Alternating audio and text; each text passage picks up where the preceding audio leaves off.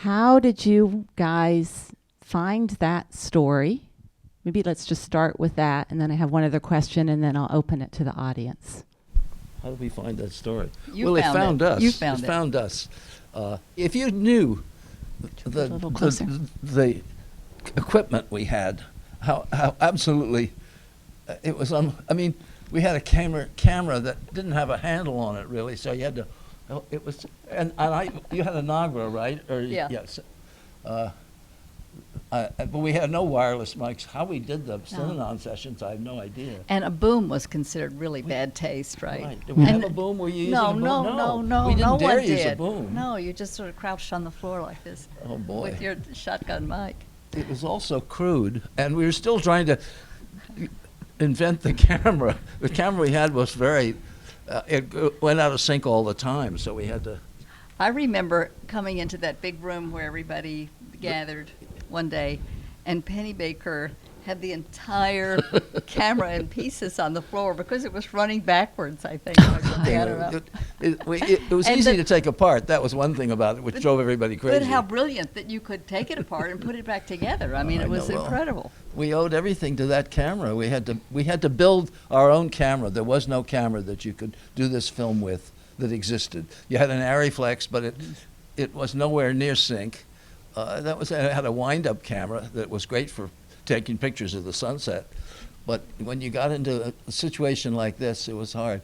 But you know, it was interesting having Bill, because Bill was one of the hot cameramen at Life. I mean, he was really good and a wild-tempered Irish person. So you had to be careful what you said around him. And he, you know, watching him shoot, I learned a lot about photography that I needed to know. And I've always been grateful to him. And I remember the guitar player, what was his name? Joe Pass. Joe Pass.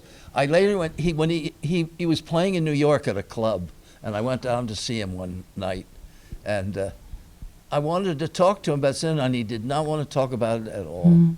It was like, so we said hello and goodbye, and I still think when I see him, what he did, you know, for Marguerite. I mean, the whole. Well, anyway, you know Well, what I feel about it. I remember when we first got there, you were amazed to see Joe Pass. You said, Yeah, "Oh my yeah. God, that's Joe Pass. He's a very famous musician." I mean, you knew of him Yeah, before. I did. So you guys first went there, I think, to shoot protests at the community did not like the fact that there was this house for junkies on the beach in Santa Monica, and you thought that's not the story. The story is inside the house. Well, we were sort of, I mean, we were hired hands basically, and so we did what we were told when we couldn't avoid it. But we were told to go and interview people who lived there to find out how they felt about having a house full of junkies. And I thought, you know, why even go? You know already what they're going to say. And when we got to this place, and it was, the people there had such a kind of grace. I can't think of any other word for it. I mean, people like Candy, who later became head of the drugs in New York State drugs thing. Really? Yeah, I made him here. I met these people years later when they'd gotten out, and some of them wanted to talk about Synanon, and some of them didn't. You know, they just felt it was part of their lives that they should just sit on and do it. But for me, it was like just the time. I think we were there for like 2 months, but I know we weren't. How long were we there? I think it was more like 2 weeks. 2 weeks. Yeah. Just. But you lived in the house with them. No, No? We did. I did later. Did you? Bill was up on the hill, I remember. I was too. You were- Little hotel up there. I stayed down there, but I can't remember where. I didn't sleep on the couch. I don't, you know, it's funny, my memory got turned on and off, and but it was those people were so amazing to me. And you know, the whole concept of the house was fantastic. It was a place where and nobody understood why drugs conditioned you, why you had to get, they didn't understand it was all this little thing in your head that once you turn it on, you can't turn it off. I mean, if they'd known that, it might have changed the way they dealt with it. But they all went into this house, and you could leave any time you wanted, as you saw. I mean, there were no bars in the window or anything. but once you left, you could never come back. And that concept, the whole kind of thing of that held people there, I think, even though they didn't know, they weren't sure why they were there or where else they could be. But it was and they created a kind of tension and excitement within the house, which I think served the way drugs did. I mean, I don't know. I'm not sure how it worked, but those Synanon sessions were electric. I mean, we filmed maybe 5 or 6 of them, I think, while we were there. And how we did it, I don't know, because we had no wireless mics. Well, let me ask you about that, because the kind of shooting in that film, you guys were at the cutting edge of a kind of shooting that nobody was doing. No one else had cameras like this. Well, and they the didn't have editing, portable cameras, they that's didn't have, right. and the editing was also, I mean, I don't think that's how films for television were being edited in 1961. So maybe just tell me a little bit about what it felt like to be on that cutting edge of a new way of telling stories and developing characters. I think that I think that the kind you should talk. No, tell me first. about the editing. Yeah, but no. I mean, didn't your, I your even father edit? really, when he got into it, of course, initially, I think Bob thought what we were going to do, because he was getting the money from people upstairs that we never met. So somehow, and that money we were using to build the cameras, so we didn't want to lose that money.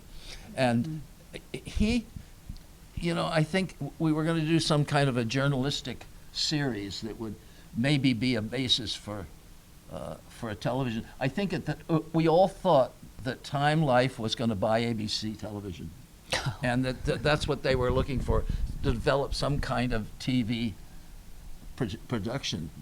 And so, but we didn't really know anything. And I think that when we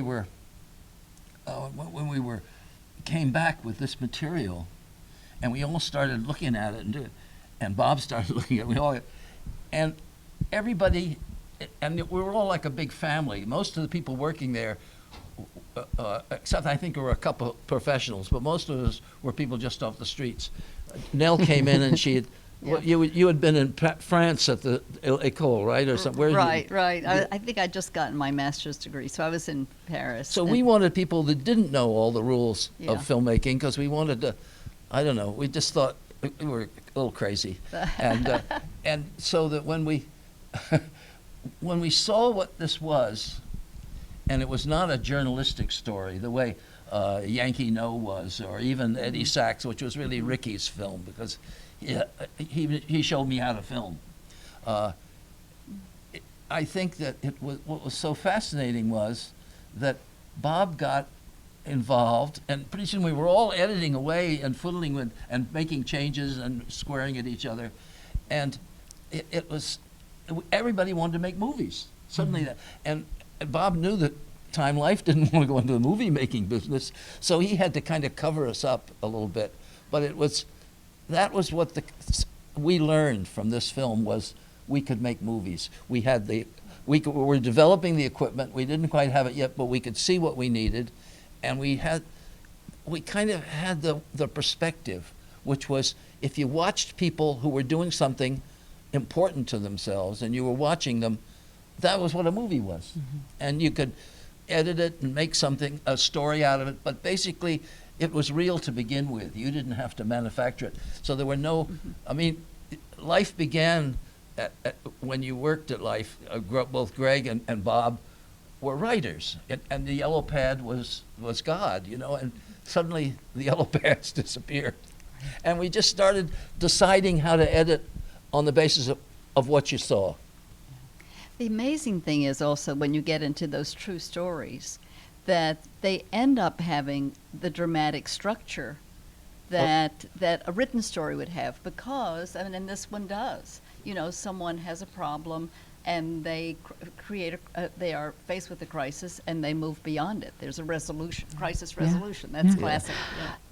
You ever had to confront a situation where David asked you for help?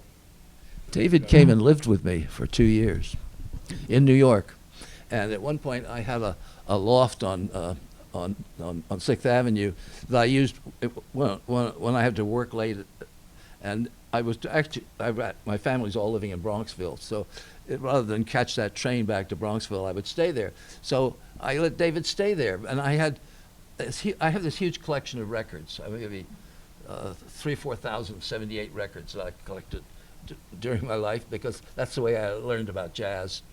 And I remember somebody, I think Ricky, saying, "Aren't you afraid he'll take those records out and sell them, because he's going to go back on drugs?"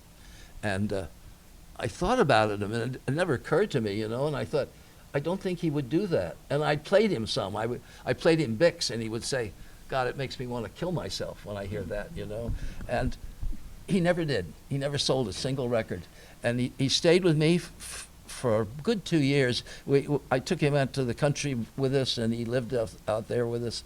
And he seemed, Linda was gone. All his past was gone. And I think he'd even done time somewhere. He seemed so vulnerable. And then he disappeared. And we tried to find him. Greg and I went to several places to see, but he had totally gone, and I don't know what happened to him. But it was interesting being with him, because I'm a frustrated musician and would like to have been a musician, and having, being able to talk to a musician about music and about, it's anybody in the film. I see some point. He's talking to Coleman, and he says, "You're rushing it," which is kind of marvelous. I mean, only a musician can think that way, and I love that.